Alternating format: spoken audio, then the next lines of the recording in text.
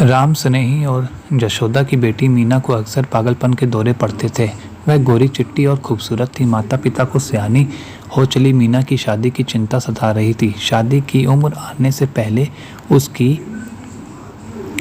बीमारी का इलाज कराना बेहद जरूरी था। राम स्नेही का खाता पीता परिवार था।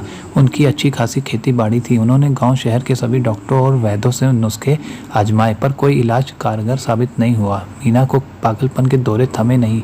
दौरा पड़ने पर उसकी आवाज़ अजीब सी भारी हो जाती थी। वह ऊट पटांग बकती थी, चीज़ों को इधर उधर फेंकती थी। कुछ देर बाद दौरा थम जाता था तो मीना शांत हो जाती थी। उसे नींद आ जाती थी। नींद खुलने पर उसका बर्ताव ठीक हो जाता था, जैसे कुछ हुआ ही नहीं और उसे कुछ याद भी नहीं रहता था।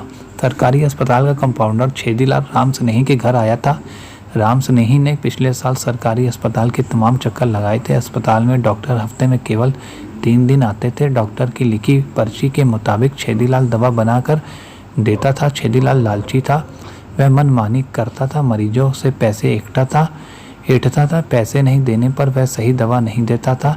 वह मीना की बीमारी से वाकिफ था। उसे मालूम था कि मीना की हालत में कोई सुधार नहीं हो पाया। राम स्नेही ने डॉक्टरी इलाज में पानी की तरह रुपया बहाया था, लेकिन निराशा ही हाथ लगी थी। छेदीलाल को इस बात की भी खबर थी, मीना को तांत्रिक को दिखाने की ज़रूरत है। यह सब डॉक्टर के बूते के बाहर है। छेदीलाल ने यशोदा को सलाह दी, झाड़ फूक जरूरी है। मैं कब से जिद कर रही हूँ, इनको भरोसा ही नहीं है। यशोदा ने हामी भरी। मैंने एक तांत्रिक के बारे में काफ़ी सुना है, उन्होंने काफ़ी नाम कमाया है। वे उज्जैन शहर से ताल्लुक़ रखते हैं, गांव शहर घूमते रहते हैं।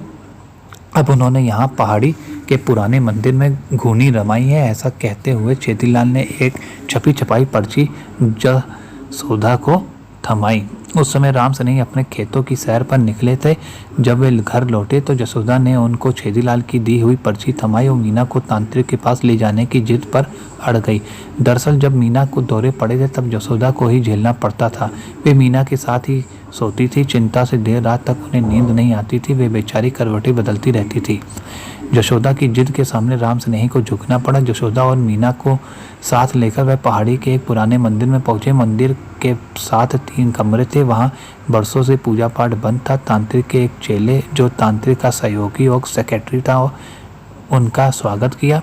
तांत्रिक के सेक्रेटरी ने अपनी देह पर सफ़ेद भभूति मल रखी थी और चेहरे पर गहरा लाल रंग पोत रखा था। सेक्रेटरी ने फीस के तौर पर 1000 रुपये वसूले। तांत्रिक से मिलने की इजाज़त दे दी। तांत्रिक ने भी अपनी देह पर भभूति मल रखी थी, चेहरे पर काला रंग पोत रखा था। दाएं बाएं दोनों तरफ नरमुंड हड्डियां बिखेर रखी थी। वह हवन कुंड में लगातार कुछ डाल रहा था और मन ही मन कुछ बुदबुदा भी रहा था। जल्दी बता, क्या तकलीफ है? तांत्रिक ने सवाल किया। बेटी को अक्सर मिर्गी के दौरे पड़ते हैं, इलाज से कोई फ़ायदा नहीं हुआ। यशोदा ने बताया, शैतान दवा से पीछा नहीं छोड़ता। अतृप्त आत्मा का देह में बसेरा है, सब उसी के इशारे पर होता है, कहकर तांत्रिक ने मीना को सामने बिठाया। हाथ में हड्डी लेकर उसके चेहरे पर घुमाई और जोर जोर से मंत्र बोले। शैतान से कैसे नजात मिलेगी बाबा? पूछते हुए यशोदा ने हाथ जोड़ लिए। अतृप्त आत्मा है, उसे लालच देना होगा। बच्ची की देह से निकाल कर उसे दूसरी देह में डालना होगा। तांत्रिक ने बताया। हमें क्या करना होगा इस बार राम स्नेही ने पूछा। अनुष्ठान का खर्च उठाना पड़ेगा। दूसरी कुंवारी देह का जुगाड़ करना होगा। आत्मा दूसरी देह में ही जाएगी, तांत्रिक ने बताया और दोबारा पूरी तरह से तैयार होकर आने को कहा। राम स्नेही सुलझे विचारों के थे। उन्होंने अपनी ओर से मना कर दिया। वैसे वे खर्च उठाने को तो तैयार थे, लेकिन दूसरी देह यानी दूसरे की बेटी लाने को जोखिम उठाने को तैयार नहीं थे। उनकी मीना की बीमारी किसी दूसरी की बेटी को लगे, वे ऐसा नहीं चाहते थे, लेकिन यशोदा जिद पर अड़ी थी। अपनी बेटी के लिए वे हर तरह का जोखिम उठाने को तैयार थी। राम स्नेही ने इस बाबत सोचकर जल्दी ही कुछ करने को कही। एक रात को राम स्नेही और यशोदा अपनी बेटी मीना को साथ लिए बैलगाड़ी में सवार होकर पहाड़ी मंदिर की ओर निकल पड़े। गाड़ी में उनके साथ एक कुंवारी लड़की और थी। बैलगाड़ी में टप्पर लगा था, जिससे सवारियों की जानकारी नहीं हो सकती थी। दोनों लड़कियों को चादर से लपेटकर बिठाया गया था। तांत्रिक के सेक्रेटरी ने देह परिवर्तन अनुष्ठान के खर्च के तौर पर 10,000 रुपये की मांग की। राम स्नेही तैयार होकर आए थे। उन्होंने रुपया जमा करने में कोई आनाकानी नहीं की। अनुष्ठान देर रात को शुरू होगा और यह 3 रातों तक चलेगा, सेक्रेटरी ने बताया और अनुष्ठान पूरा होने के बाद आने को कहा।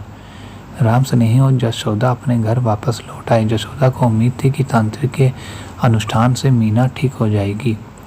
दोनों लड़कियों को एक कमरे में बिछे बिस्तरों पर बिठाया गया। अनुष्ठान से पहले उन्हें आराम करने को कहा गया। तांत्रिक ने लड़कियों के सेवन के लिए नशीला प्रसाद और पेय भिजवाया। नशीले पेय के असर में दोनों लड़कियों को अपने देह की सुध नहीं थी। वे अपने बिस्तरों पर बेसुध लेट गई। तांत्रिक और उसके सेक्रेटरी ने देर तक दारू गांजे का सेवन किया। नशे में धुत वे दोनों लड़कियों के कमरे में घुस आए। अनुष्ठान के नाम पर उनका लड़कियों के साथ गंदा खेल खेलने का इरादा था।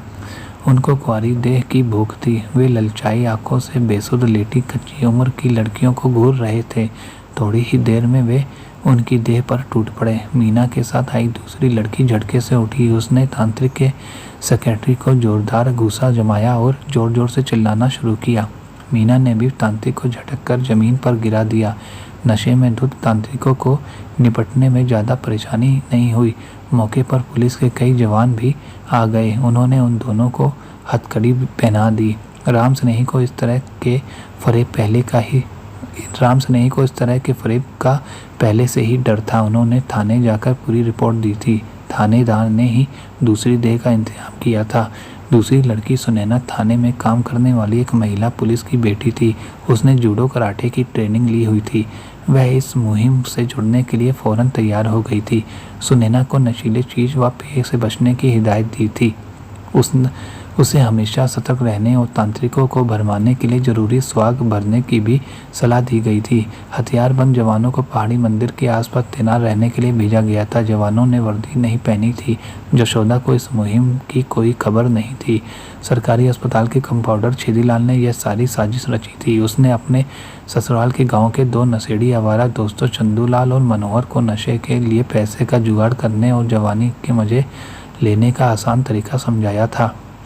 थाने में पिटाई हुई तो चंदूलाल और मनोहर ने सच उगल दिया। छेदीलाल को नशीली दवाओं और दिमागी मरीजों को दी जाने वाली दवाओं की अधकचरी जानकारी थी। उसे अस्पताल से गिरफ्तार कर लिया गया।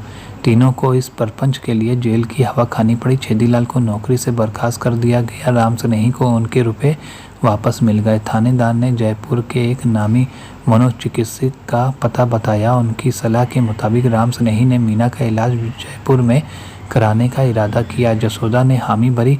इससे मीना के ठीक होने की उम्मीद अब